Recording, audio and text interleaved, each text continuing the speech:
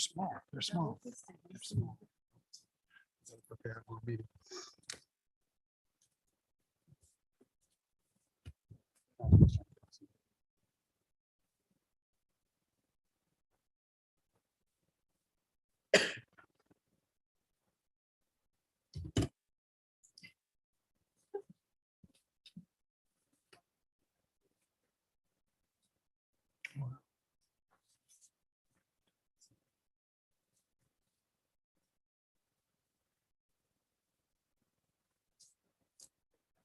Thank you.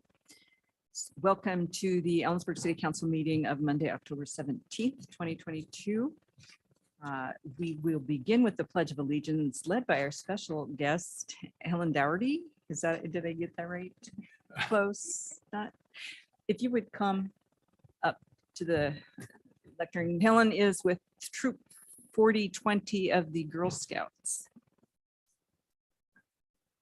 I pledge allegiance to the flag of the United States of America and to the republic for which it stands, one nation.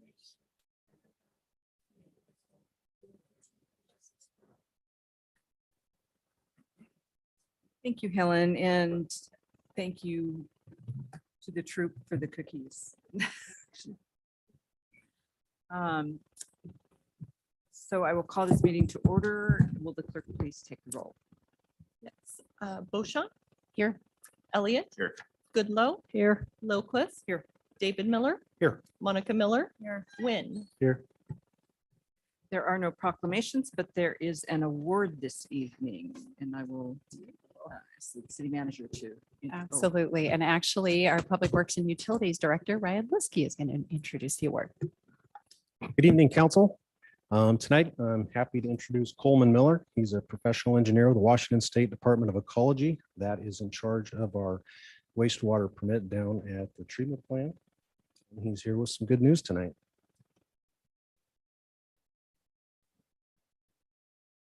Thank you, Ryan. Yeah, just to reiterate, my name is Coleman Miller from Department of Ecology.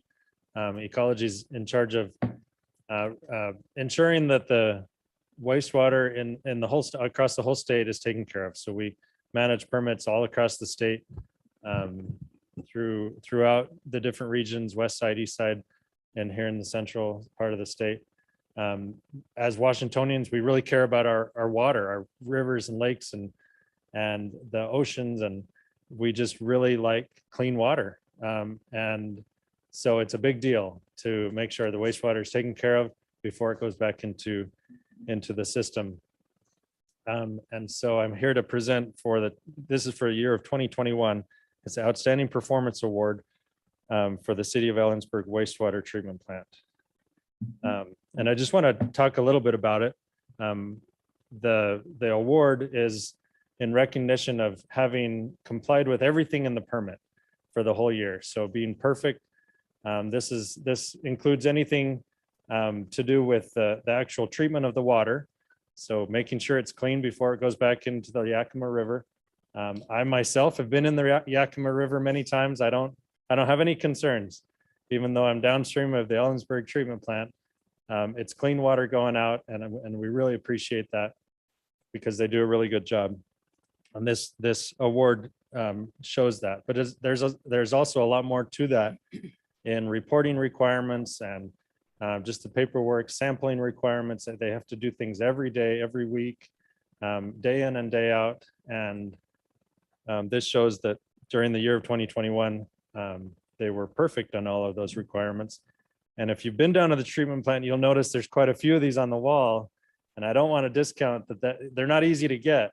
So it's just a really good team that's working hard here in Ellensburg to get that. And it's just kind of become an expectation for us and for you guys that it's a really good job that's being done down there. So I'm happy to come and recognize the team. And if they're here, I'd like them to come up and be recognized, but I'm going to just mention all the names of the treatment plant operators and maintenance mechanics who are down there working. So we have Brian Redlin in collections, Mike Johnson in collections, Ludwig Zavala in collections, Chris Holmes, an operator, JD Zimney, operator, Melissa Connolly, a lab tech and also a class 4 operator, Brad Coffey, the four-person and class 3 operator, Roberto Rivera, an operator and a maintenance mechanic, Dan Walker, operator, maintenance mechanic, Dwayne Harper, operator, maintenance mechanic, and Ron Cunningham, operator, maintenance mechanic.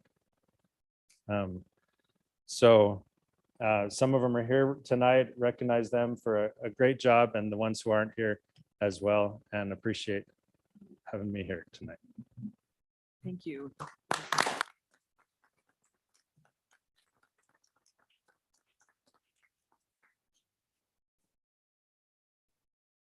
While we're taking photos, I want to say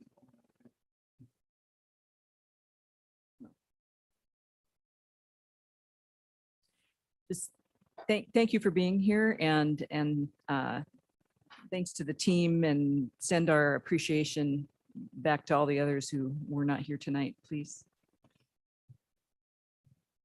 So with that, we move to approval of the agenda. Madam Mayor, I move approval of the agenda as presented. Second. Motion and second for the approval of the agenda as presented. All in favor? Aye. Aye. Opposed? Motion carries. Move to the consent agenda. Move consent agenda. Second. Motion and second to approve the consent agenda as presented. All in favor? Aye. Aye. Aye. I too will vote aye. Opposed? Motion carries. So that moves us to there are no petitions, protests, and communications. Is there anyone who would like to speak to the council on citizen comment on non-agenda issues? There's no one signed up. I don't see anyone in the room. If anyone is online who would like to speak to the council, please raise your hand. Seeing no one, we will move to business requiring public hearings. This is a public hearing. I read a script.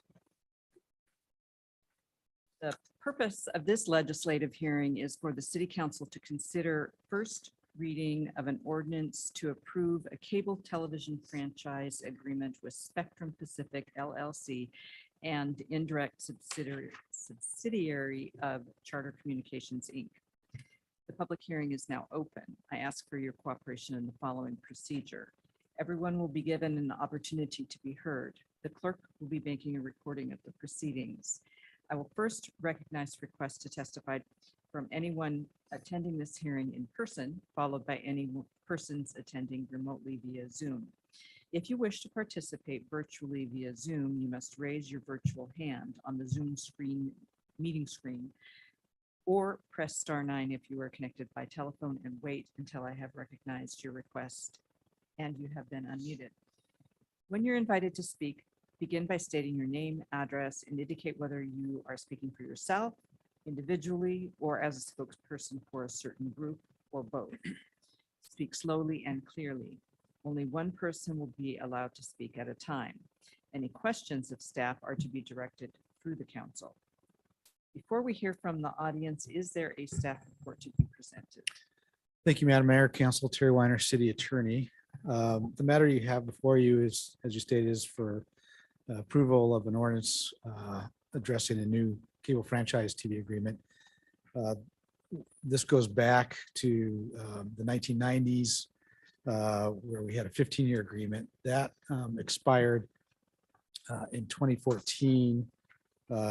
At that time, there was a new subsidiary that was a charter that was handling the franchise agreement. Subsequent, the agreement in 2014 was just a 5-year agreement. There were several reasons. That's a shorter than normal franchise period. After that agreement was signed, that franchise was taken over by Spectrum West, which is a indirect subsidiary of Charter Communications. Means they're not fully 100% owned by Charter, but they are a majority owned subsidiary. We began this process back in 2017 with a audit of charters franchise payments, which is quite normal when you're going into a franchise renewal negotiation. That did not disclose any significant discrepancies, but that we were waiting on that audit result to come back before we started negotiations in earnest. We retained Attorney Dan Cohen, who's actually in Pennsylvania, but he is a cable franchise TV specialist. This is one of those areas sort of like workers' compensation and bankruptcy, where you really need a specialist to dive in deep into the Cable Franchise Act and the requirements. So we began negotiations in mid 2018, and they took quite some time. We had several difficult issues to work through. There were also some changes, at least 3 changes in Charter's negotiation team that we'd have to sort of restart at certain periods. But we finally got re-engaged really in 2020, 2021. The main issues that we're addressing from the city standpoint, the 2014 agreement did away with what we call PEG, capital contributions. PEG is the Public Educational and Government Channel. We know it as ECTV, which is broadcasting the city council meeting tonight, and produces and broadcasts several local programs and other types of educational programming for the channel. Coming into the 2019, 2020, 2021 negotiations, we wanted to get those PEG fees, PEG capital contributions reestablished. We also have a cable utility tax, but that's primarily used for operational needs. We have a contract cable operator that operates the ECTV station and all of the production work there.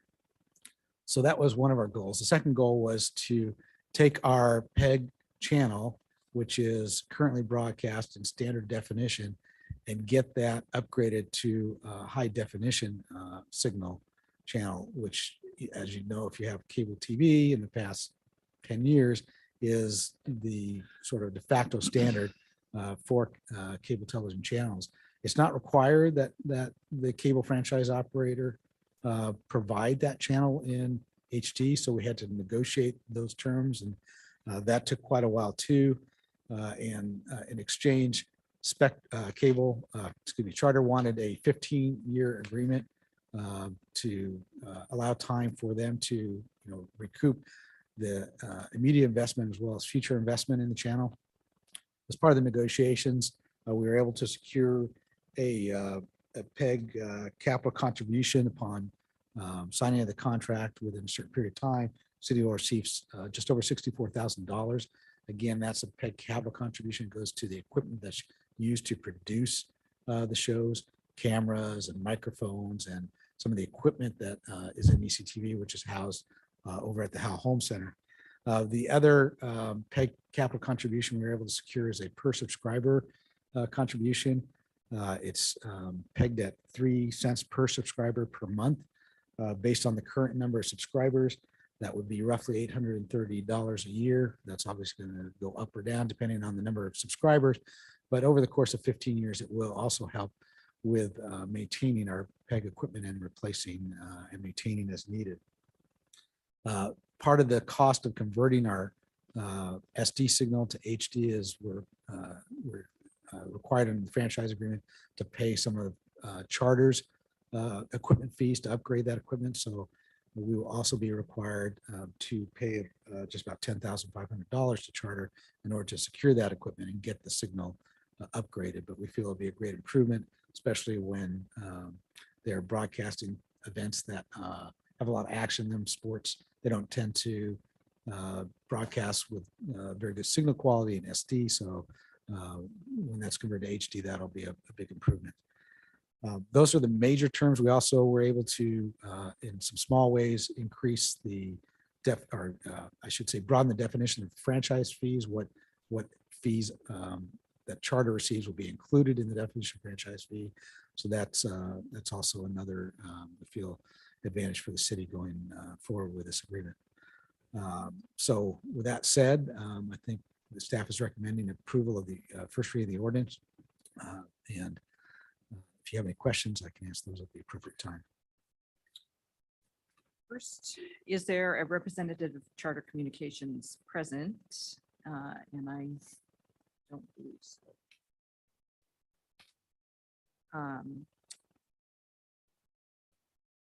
So the floor is open to testimony from the public. Does anyone from the public wish to make comments on this matter? There's no one in the room and staff is indicating no one online. So staff have anything to add? Council, do you have any questions of the staff? Seeing none, the public testimony portion of this hearing is now closed. Council may now begin its discussion and deliberation of this matter. Madam Mayor, I move first reading of ordinance 489. Second. Motion and second for ordinance 4898 regarding a cable television franchise. Discussion? All in favor? Aye. Aye. Two vote aye, opposed? That motion carries. An ordinance of the City Council of the City of Ellensburg, Washington relating to cable television, renewing a non-exclusive and revocable franchise with Spectrum Pacific West LLC, an indirect subsidiary of Charter Communications, Inc., referred hereafter referred to as Charter, pursuant to the state and federal law and Chapter 11.43 of the Ellensburg City Code, through adoption of a new franchise agreement and repealing Chapter 11.08 of the Ellensburg City Code relating to the franchise previously granted to King Video Cable Company, DBA Continental Cablevision. Thank you. Next up is second reading of ordinance 4897, the electric, natural gas, stormwater, sewer, and water utility rates and plant investment fees on page 213. Good evening, Mayor and Council. Ryan Liskey, Public Works and Utilities Director. Before Council tonight is proposed second reading and adoption of ordinance 4897. The ordinance staff is recommending Council adopt includes rate increases for electric, natural gas, sewer, stormwater, and water. Note that the rate increases are a 3-year package, 23, 24, and 25 for natural gas, water, and sewer. Currently, the electric utility will only see an increase in 2024, and stormwater will see increases in 23 and 24.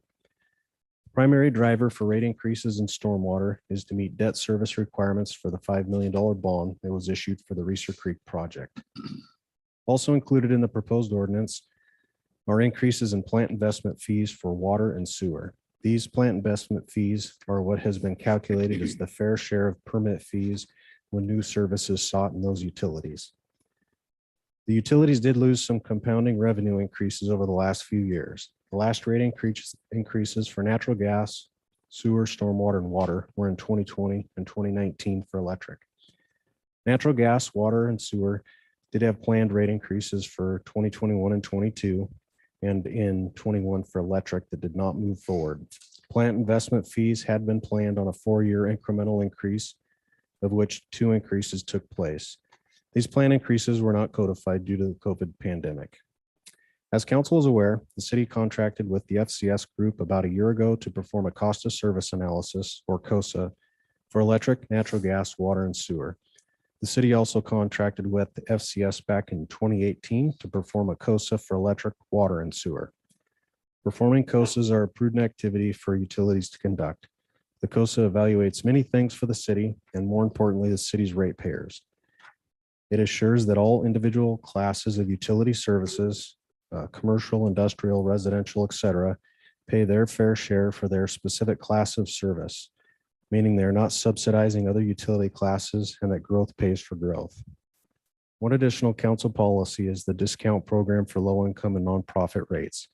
You can see in the FCS PowerPoint charts this benefit. The 2018 COSA did identify some classes that needed adjustments, and as the attached PowerPoint shows, a lot of progress has been made and most of our utility classes are within acceptable levels. The COSAs utilize a multitude of inputs and information to build a model.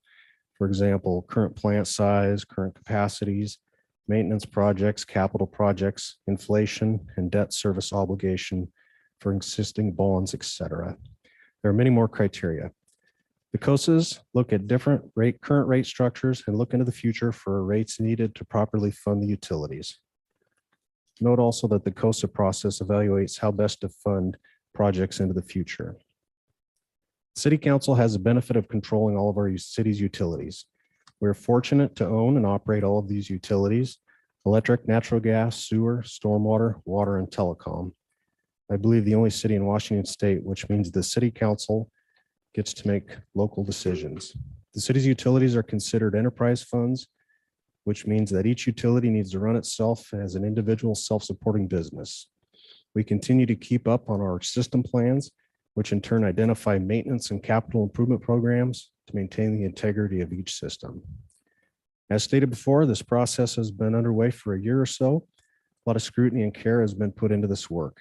The proposed 23 and 24 budgets have been developed incorporating these proposed rate structures and plant investment fees. Utility Advisory Committee evaluated the electric, natural gas, sewer, and water proposals at their July 21st meeting and the stormwater increase at their September 15th meeting. The UAC recommended council adopt the proposed rate structures. Council also was provided the same presentations from the SCF group and the stormwater utility at council's September 19th meeting. Council considered proposed ordinance at their October 3rd meeting and held first reading. Staff recommends council consider second reading and adoption of the proposed ordinance. Myself, Buddy Stanovich, John Morrow, and Derek Mayo are all here should council have any questions. Council, do you have any questions? Yeah, I'm going to throw one at you. I ran into some folks in the grocery store the other day talking about the 20% hike in natural gas rates, and I didn't quite get it, but I think that there was a newspaper article a while back that was kind of projecting what we might have to do relative to the meeting the CCA requirements. Anyway, it occurs to me it might be a good idea to publicize what exactly the rate hikes are and why they're needed, and perhaps point out that they're less than inflation. So at this point, but just to be clear, natural gas next year will be 6.25% higher than this past year for the systems portion. So I just, which is about $3.27 for an average residence. Okay, we can try to work on some messaging. Yeah. As you know, gas is a little more confusing than that with purchasing the commodity and selling, but as far as what the city's rate increase is, we can try to work on some messaging. Which is what I kind of thought they were talking about. I thought maybe there's a national headline that gas is going up, but I don't think that was it. I think that it was a newspaper article. So anyway. Okay. Madam Mayor, I would add that it's our plan to actually include the rate increases in the December or January bill. So direct messaging. Thank you. Yeah, that covers it then. And I think it's also the case that the local competitors, the other natural gas providers in the local area are raising their rates as well at significantly higher rates than we're proposing. So it might be worth, I mean, we don't want to get into a compare and contrast, but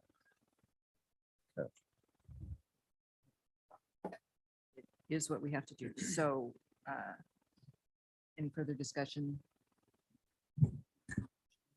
Madam Mayor, I move second reading and adoption of ordinance 4897. second, Motion and second for second reading and adoption of ordinance 4897 relative to utility rates. Is there any discussion?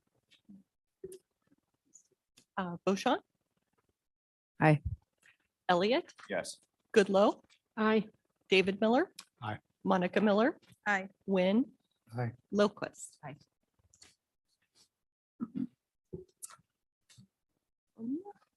An ordinance of the City Council of the City of Ellensburg, Washington relating to Title IX utilities and amending sections as listed in the ordinance of the Ellensburg City Code. Thank you. Next is 9B, page 319, resolution to extend the streetery permits. Thank you, Madam Mayor, City Council, Terry Weiner again, City Attorney. As many of you are aware, back in mid-2020, due to significant restrictions imposed as a result of the pandemic on restaurants and other businesses, then City Manager John Akers issued a management order allowing for streetery permits to be issued to restaurants in the downtown corridor. Ultimately, 3 restaurants took advantage of that and have maintained their streetery since then. And since that time, there's been some studies of, staff was directed to develop regulations for the streeteries. And there have been study sessions. And as a result of those, we've extended, or you have extended the streeteries permits on multiple occasions. The first time was in July of 2021, when they were extended to December 21st.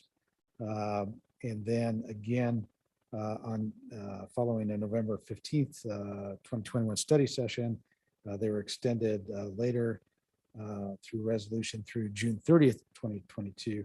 During that time, there was a study group of local businesses and others that was put together to look at the potential for regulations.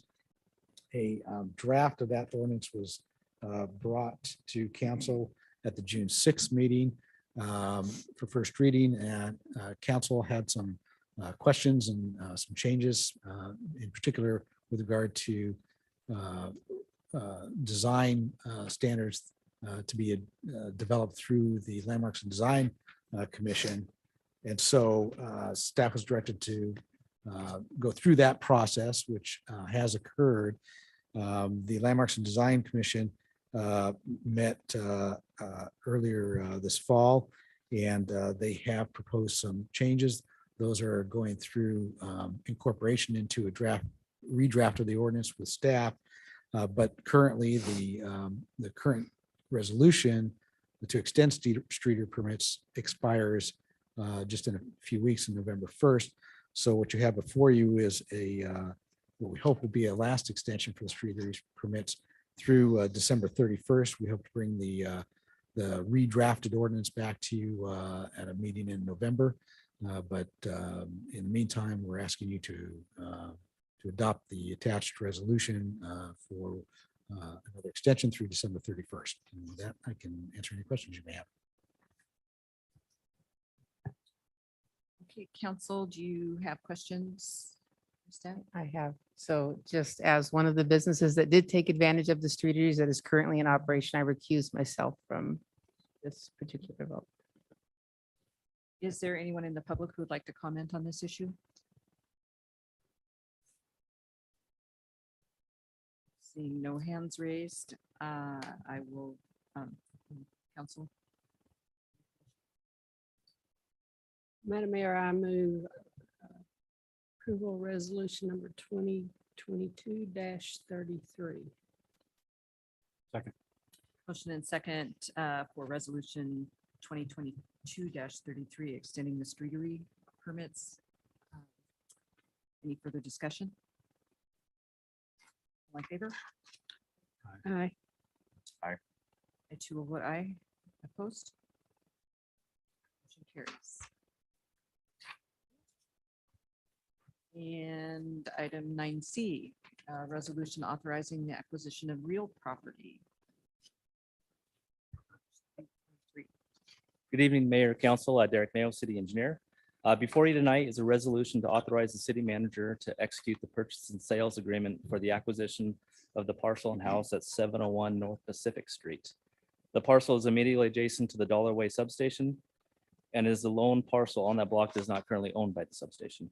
The light department has budgeted for this acquisition in the hopes that the property would be on the market, which became on the market in August. And the acquisition of this parcel will provide a much needed additional room for the substation to expand and also allow for power pole storage. Once it was listed, staff requested Windermere Real Estate to complete a fair market analysis of the listed property. And an offer was submitted based off the range in that market analysis, and the submitted offer of $245,000 plus applicable closing costs was accepted by the property owners, and the anticipation closing date is November 15th. With that, staff recommends council adopt resolution 2022-34, authorizing the acquisition and purchase of 701 North Pacific Street and authorizing the city manager to execute the purchase and sales agreement. And I'm happy to answer any questions. Council, do you have questions for staff? I don't know that it's significant, but in the resolution, the purchase price indicates that it includes customary and standard closing costs, whereas the staff report indicates it's in addition to that. So I would like to support the dollar amount we actually need. If it's 247. Okay, Yeah, sorry, that's a typo. It's in addition to. so would Sorry it about that. be appropriate to amend the language in the resolution? Sure, or we could take it as a Scrivener's. So that would be 247,000.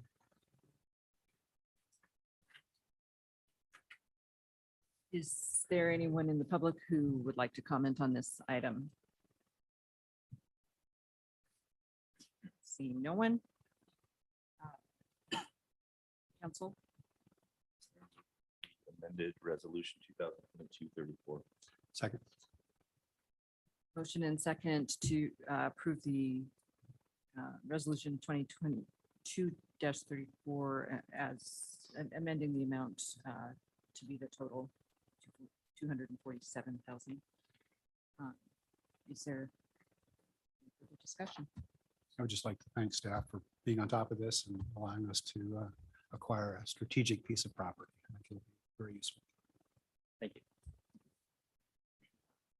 All in favor? Aye. Aye. Two will vote aye, opposed? That motion carries. And another resolution amending previous resolutions regarding the non-union pay plan. Good evening, Mayor Loquist and members of council. For the record, Lisa Young, HR Director. I have before you for consideration and approval of Resolution 2022-35, amending previous resolutions 2021-36 and 2022-18 regarding the non-union pay plan for fiscal year 2022. By way of background, recruitment and retention continue to be a priority for human resources as we struggle to attract qualified candidates and fill positions. This has increased the daily workload for HR staff, causing reduced response times and an increasing list of to-do items when time is available.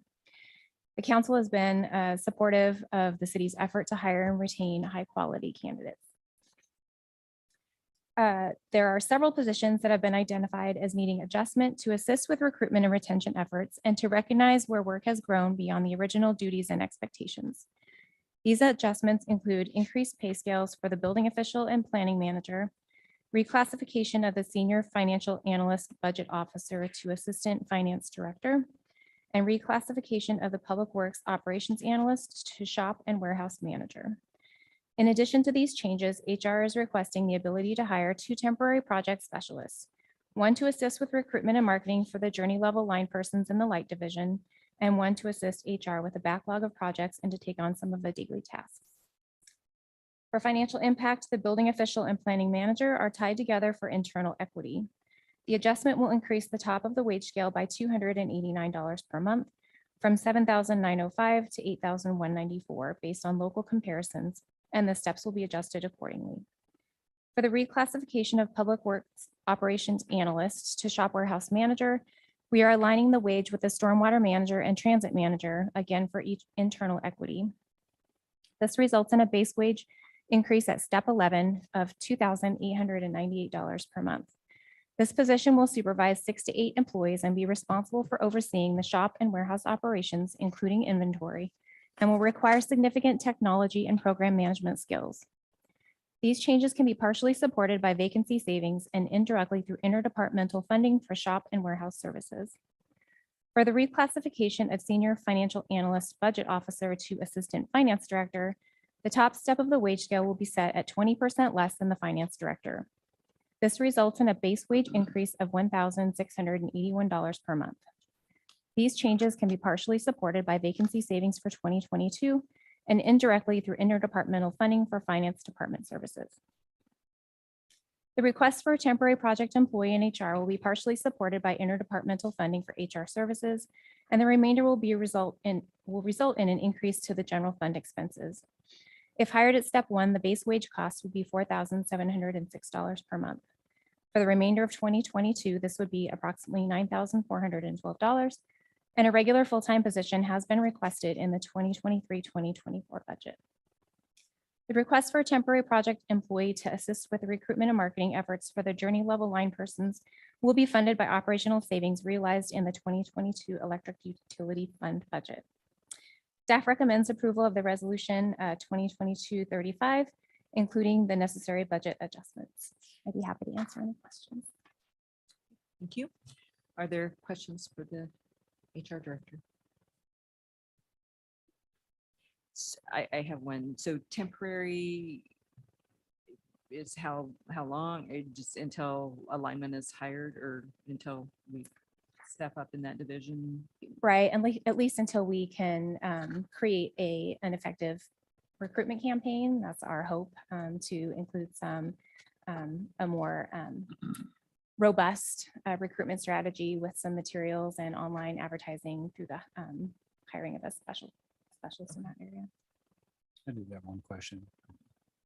My curiosity. So I recognize that this pay schedule is for non-represented employees. I was curious, like in community development, there are no planner ones, planner twos listed, or is it that they're represented or they don't exist currently in our structure? They're represented. Okay, that's what I was thinking. Okay. Thank you. Anyone else? Any? Well, is there anyone from the public who would like? There are no one online and no one in the room. So, Well, the three people. Four, actually. Sorry. for staff. So, council, any?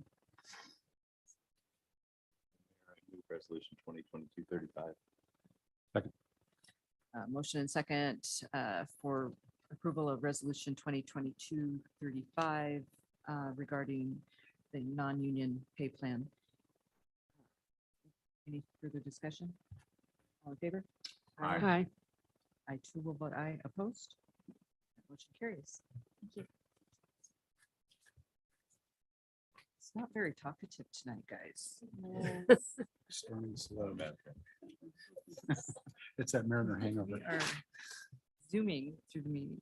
Item 11A, a professional consultant services agreement for Unity Park design. Good evening, Council, Madam Mayor. A proposed professional services agreement has been negotiated with Walker Macy to complete the Unity Park final design, develop construction plans, and provide project supervision. As you're familiar with, Walker Macy has been performing design work for Unity Park since September of 2018, developing a concept plan based on feedback from community members, local event organizers, downtown business owners, and neighbors, and a variety of city boards and commissions, as well as city staff. The work being proposed in this agreement will culminate in the much anticipated completion of the park. After entering the agreement, Walker Macy and city staff will put together a project schedule. Back at your September 19th, 2022 meeting, the council reviewed and approved the Unity Park concept and authorized staff to negotiate an agreement with Walker Macy for final park design, development of construction documents, and project supervision. Walker Macy has put together a scope of work and fee schedule for the above mentioned work. The proposed scope includes design phase, construction document permitting, bidding support, services during construction, and project closeout. Input on final design will be developed through continued conversations with the Landmarks and Design Commission, Arts Commission, the Diversity, Equity, and Inclusion Commission, and the Parks and Recreation Commission. So there's a fair amount of work that still needs to be done with respect to the final design and look of the park. Funding for this phase of the project will be taken from the $1.8 million that council appropriated for Unity Park through the American Rescue Plan, coronavirus state and local fiscal recovery funds, with an estimated total project cost of $2.5 million. Staff was requesting $400,000 reappropriation of the ARPA and CLFR funds. Council dedicated to the gateway entry signage back to the Unity Park project. And as a part of the 2023-2024 budget development, staff will be requesting an additional $300,000 from the Park Acquisition and Development Fund towards the Unity Park construction. The request before you this evening is to authorize the city manager to execute the professional services agreement with Walker Macy and in the amount of $404,950 and approve the necessary budget adjustments. And just one more thing before take questions is Krista Withune from our who's working under Public Works. She's our projects. What's her title? That's Project manager. project manager. Krista came to us from the private sector. She did work on the other side of the aisle, and she has been absolutely invaluable through this process, really defining the scope of work and dialing it in and working with Walker Macy to come to what's before you this evening. And I just want to publicly acknowledge all the hard work that she's done and has really assisted staff in this process. She is an invaluable asset to not only our department, but I think the city as a whole. So with that, I'd be happy to answer any questions that the council may have. Council, any questions? And there being no public to comment, is there a motion? Madam Mayor, I authorize city manager, make motion to authorize city manager to execute the professional consultant services agreement with Walker Macy for design, documentation, project management services for Unity Park, and approve the necessary budget adjustments. Second. Motion and second to authorize the city manager to execute the agreements with Walker Macy and to approve the necessary budget adjustments. Discussion? Favor? Aye. Aye. Will vote aye. Opposed? Motion carries. Thank you. We're looking forward to that park.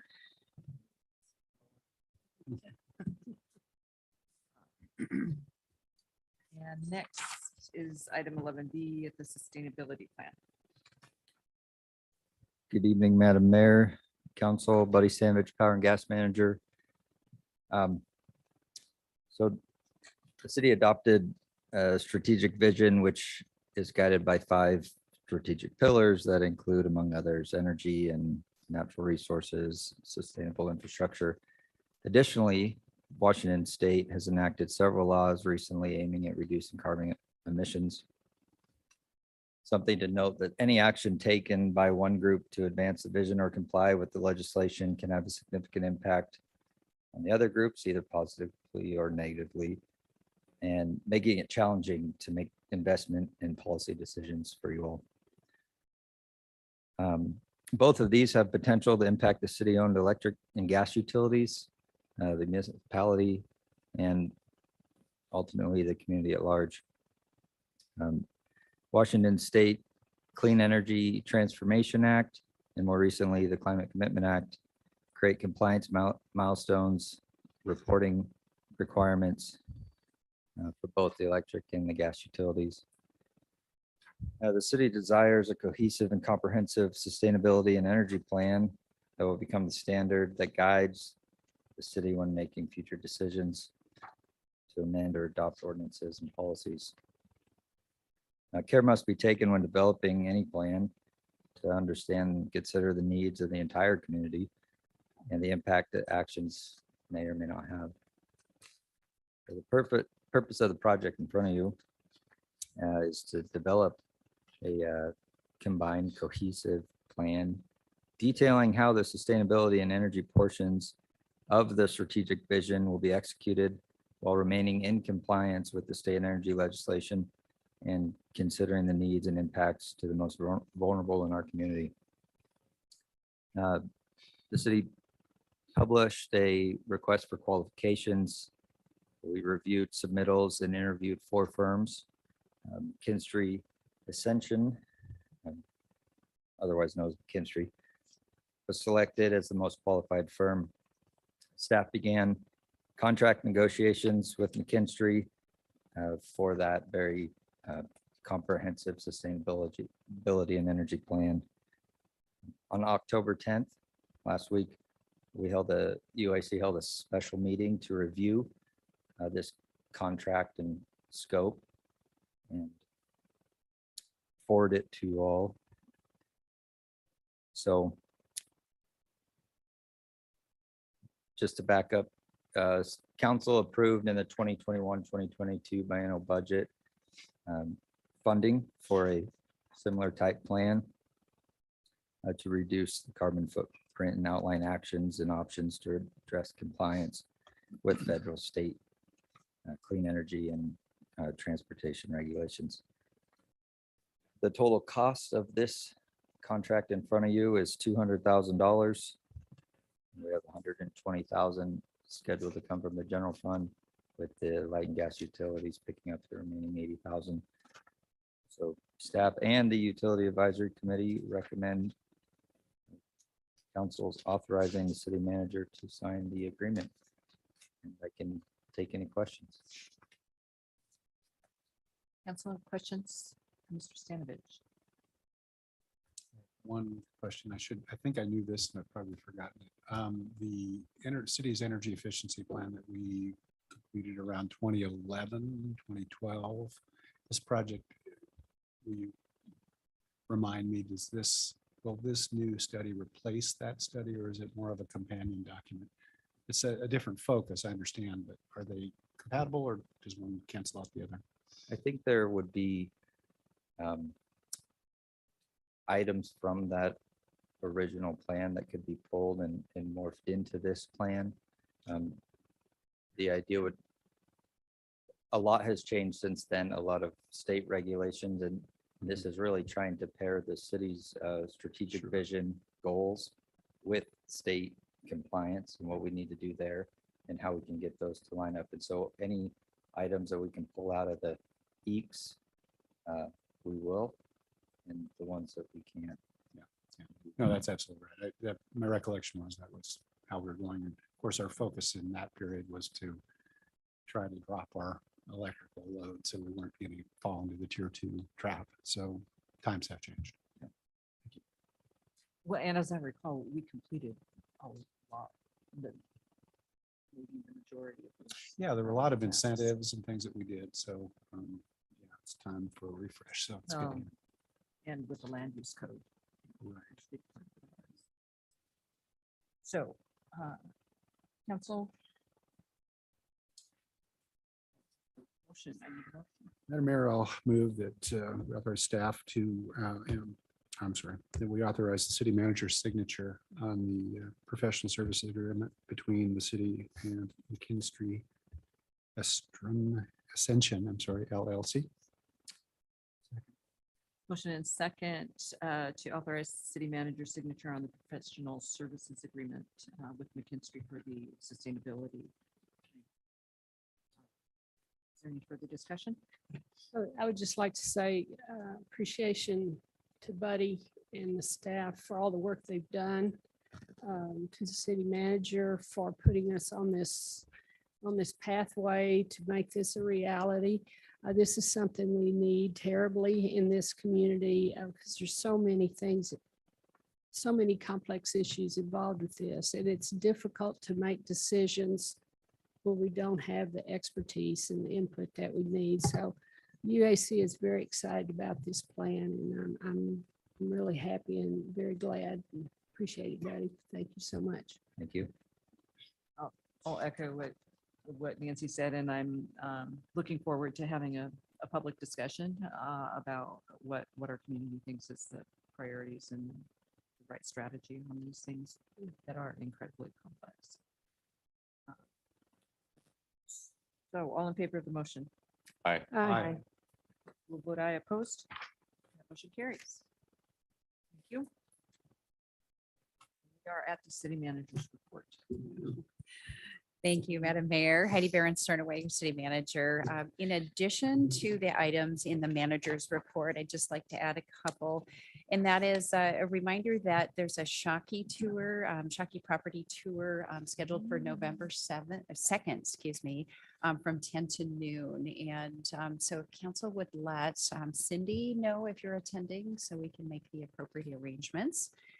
And we are nearing the season where we start to close our parks. Originally, we had a closure scheduled for the end of the month, and I think that has been extended at least a few days. And so we'll get some notices out as we start to winterize our parks more toward the end of October, beginning of November. As the weather holds out, people continue to use them, so we'll keep them open for business. Also, a reminder, we scheduled 4 more sessions for Coffee with Council that seemed to be positively received by both council and a number of the community members. So I believe Nicole sent out a schedule. So if you can respond if you're available, and there's some really great ideas to host a couple sessions at Fish's Open Table and the Adult Activity Center, and also Prestige. So stay tuned for that, and we'll get some announcements out to the public to for folks to show up. And then one more reminder that we still have the Ellensburg Academy budget workshop scheduled for next Monday. It is not a council evening, and that's from 6:30 to 8 p.m. It's free to the public. It's here. We did send notices to all the board and commission members. It is appropriate for council members as well if you're interested. So please sign up. It'll help us gauge how many people are in the room, and we really look forward to helping people understand how the city pays for things and how we make decisions based on that. So that's all I have. Thank you very much. Thank you. So council member reports. Start with Mr. Wynn. Over the last couple of weeks, I've been mostly focusing on getting to the grant proposals. Tax, there's, let's say, 22 of them. One was a video one. And they're extensive. Yes, I remember that. Yeah. So that's a fun one. All my meetings are this week, mostly Wednesday. So unfortunately, it's all I've got for council. Thank you. Ms. Miller, fortunately. I attended Parks and Rec, and they reviewed the parks plan in terms of rating their priorities of capital improvements.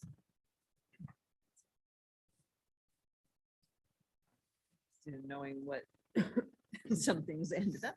It was interesting, given the current activity around Reed Park. And the year of the parks continues. Yes. Mr. Miller. Let's see. So I have been working with Council Member Wynn and Goodlow on the Council Funded Grant Program awards. And I think we've found recommendations on that. So Councilmember Goodlow kind of took the initiative and made some follow-up contact with one of the applicants. So I appreciate the effort on that. And Councilmember Wynn's work on it as well. As with just about all of these programs, we have far more need than we have money, unfortunately. So it seems to be a common theme. I was unable to attend or participate in the Arts Commission evaluation last week because I was at a planning conference in Vancouver.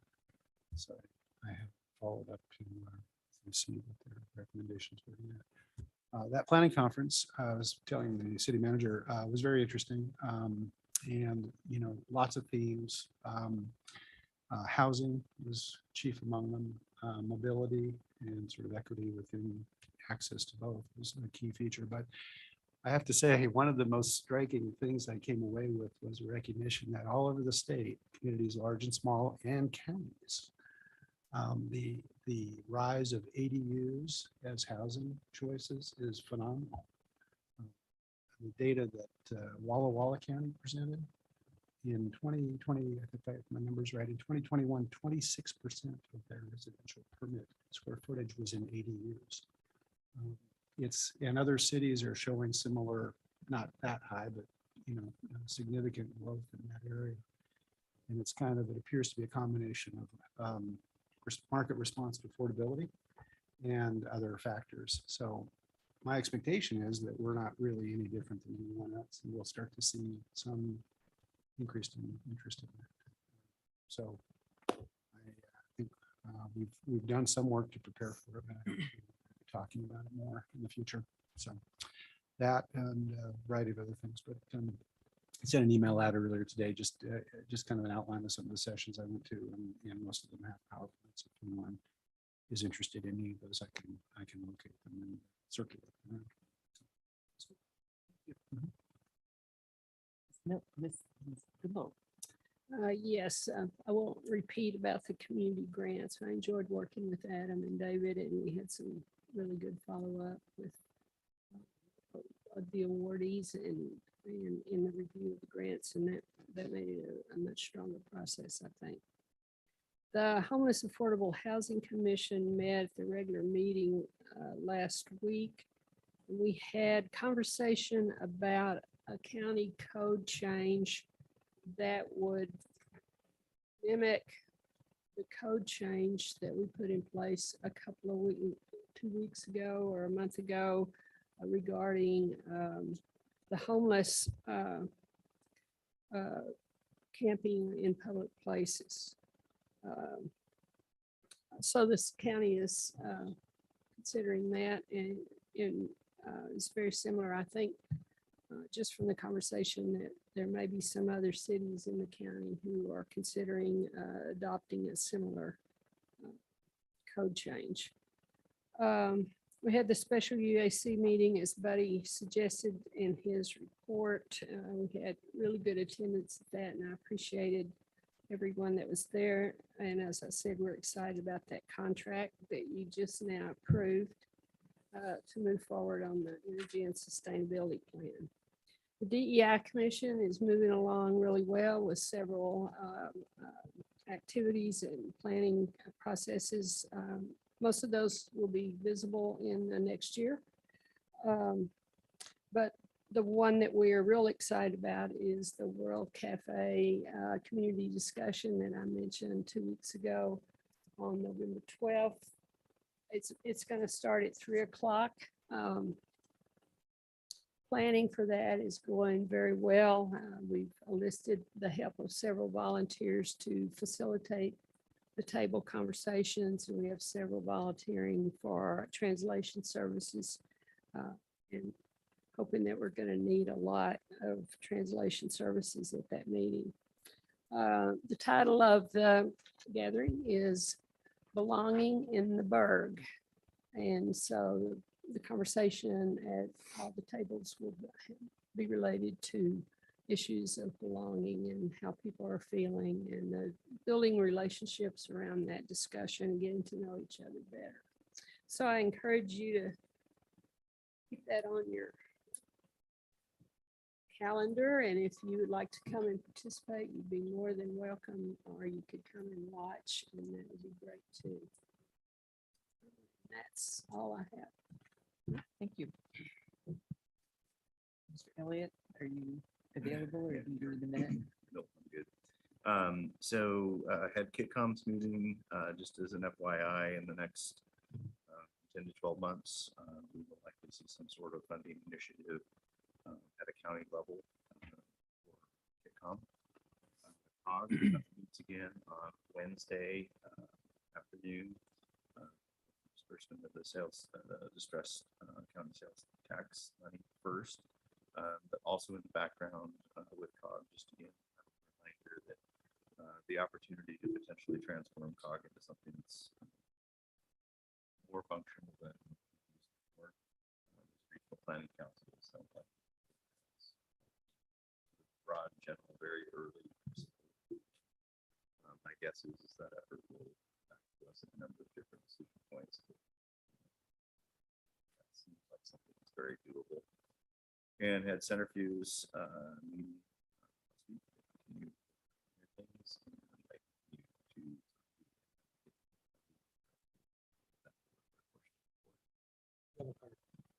You need to speak into your microphone. I don't know what's happening. Now. The new kid. I'm like, what? Just get close to your mic when you give your report. Are you done? Yeah, after nobody heard you. I'm done. Okay, so this is my first one, and I feel like I probably have way too much to say, so you can tell me. So affordable housing, again, that one was overwhelming for me, first time. So the Catherine Park, they're looking for ways to promote the project to get contractors to bid.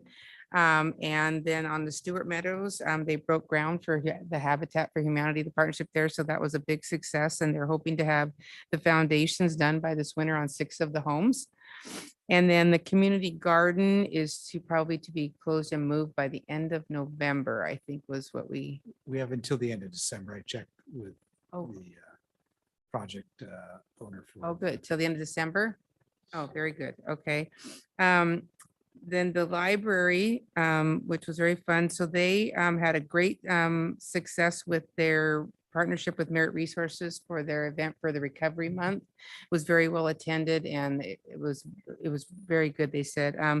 Their library book club meets on the second Tuesday of every month, and they want people to know that at 3 o'clock. They have 2 guest authors coming in on Friday, the 21st. They've got Rachel Brown coming in at 7 p.m. and she's for Fork's Sake. It's vegan and plant-based eating and cooking. And then on Saturday, the 22nd is Matthew Sullivan at 6:30, and he is a murder mystery writer that will be talking about the changes in how murder mysteries are being written.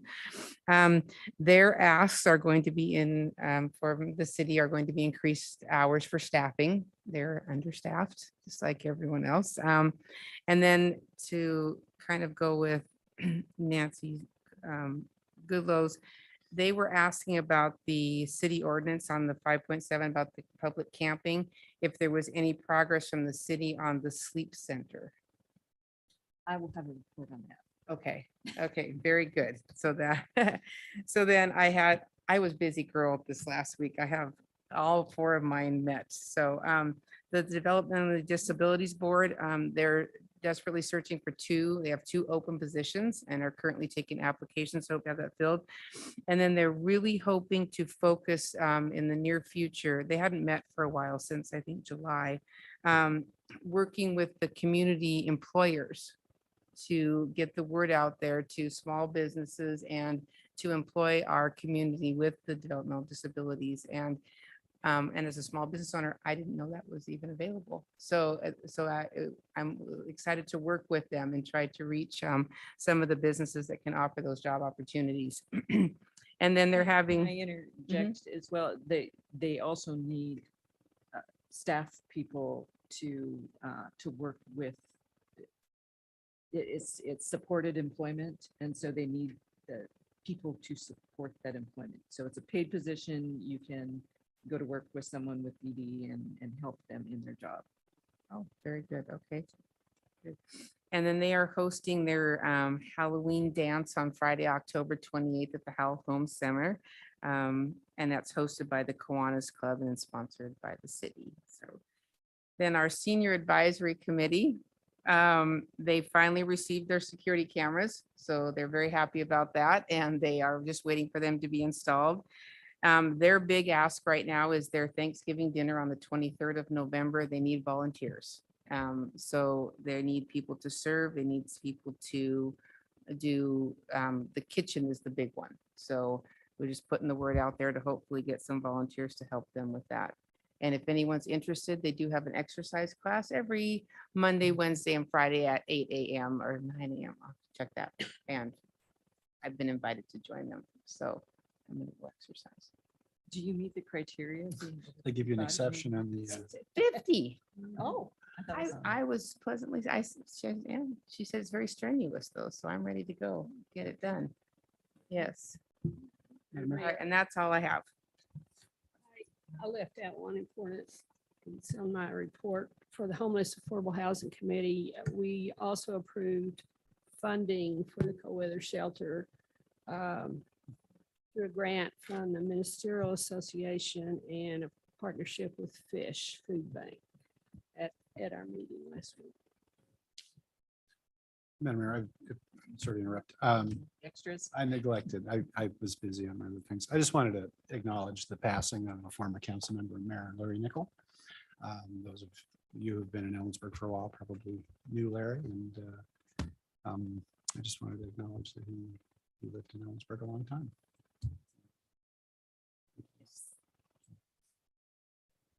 Thank you.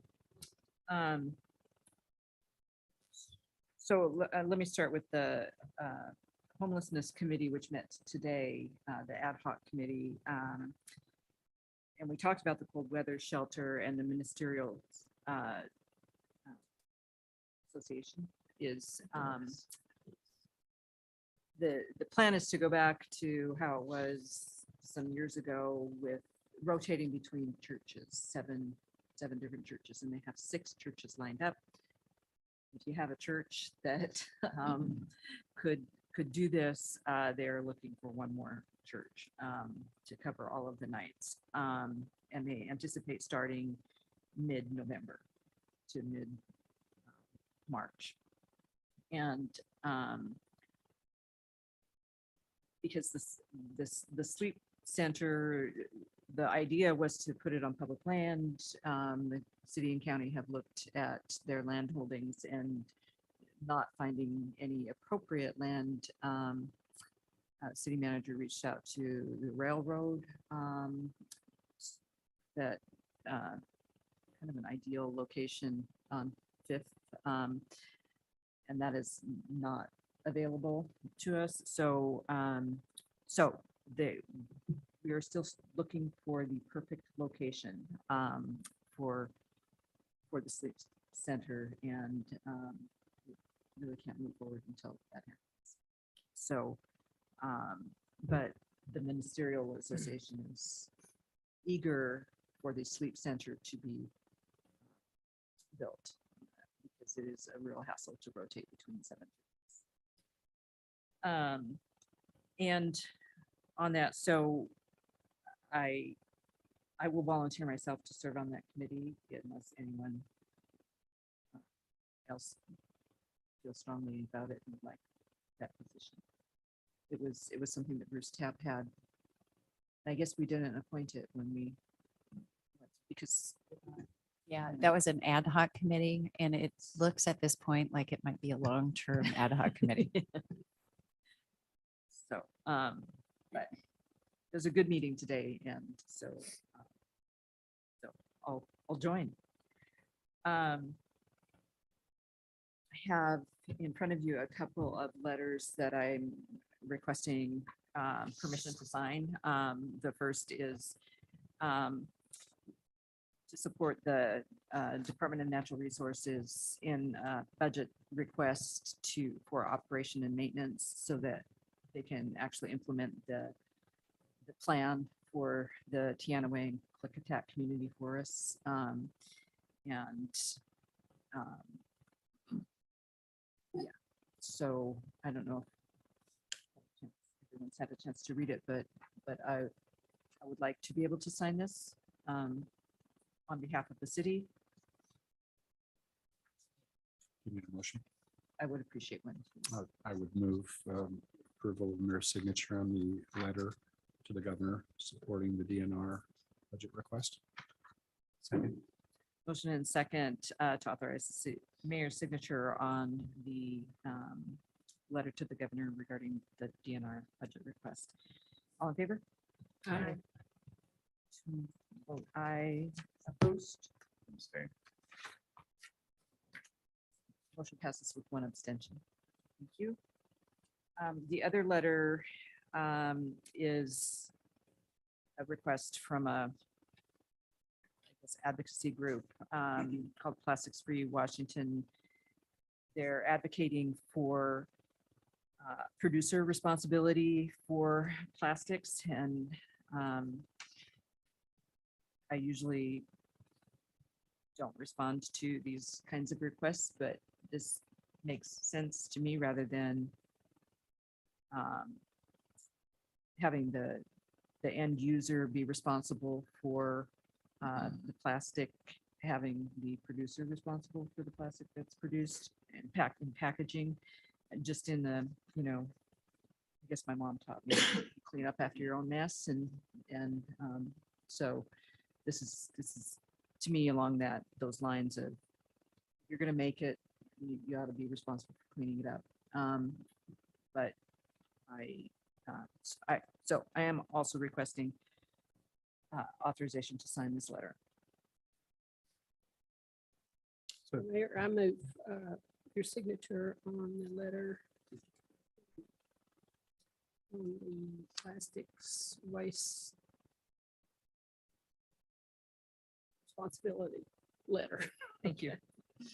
I'll second. Motion and second to authorize the mayor's signature on the plastic waste producer responsibility letter.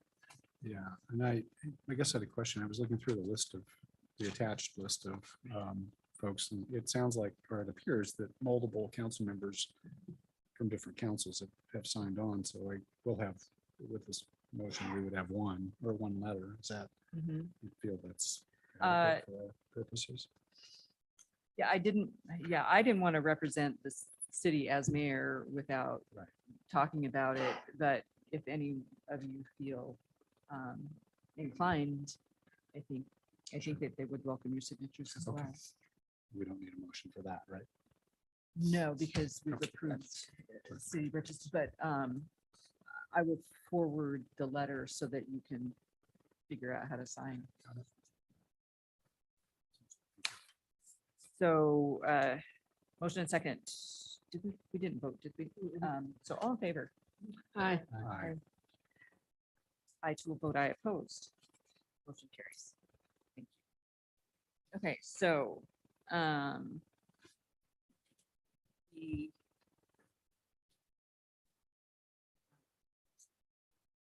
rodeo celebrating its 100-year. I've had a few ideas forwarded to me about how the city could support that 100-year anniversary celebration. And I'm wondering if there are any other council members who would like to work on a mini subcommittee with me on, I guess, the city's engagement in that event. Okay, so anyone else in more arm wrestle or just, okay, well, we got two, Oh, two. so, and that makes three of us, and so that's all we can do. Okay, More wrestling required. okay. So Rich and Nancy and I will, we'll talk about some ideas. And last, some landowners contacted me about the high water in Mercer Creek, and we met with them and some agency people out on the and our stormwater folks on site, and it kind of generated an idea that streamside property owners really would like to know what they can and cannot do on their property to prevent flooding and reduce hazard reduction for their structures without messing up the stream kind of stuff and getting into trouble with either the city or Department of Fish and Wildlife. So I contacted the Salmon Recovery Funding Board, and who had been planning to do some outreach in Kittitas County. It hasn't set the topic yet, so now working with a group of folks to create a workshop, probably in late January or February sometime, about landowner responsibilities and best practices and the do's and don'ts and when you need a permit and what kind of permit and process and that sort of stuff, and potentially developing some handouts and brochures that would summarize those kinds of things. So that is all I have. So, there's nothing further. We are adjourned.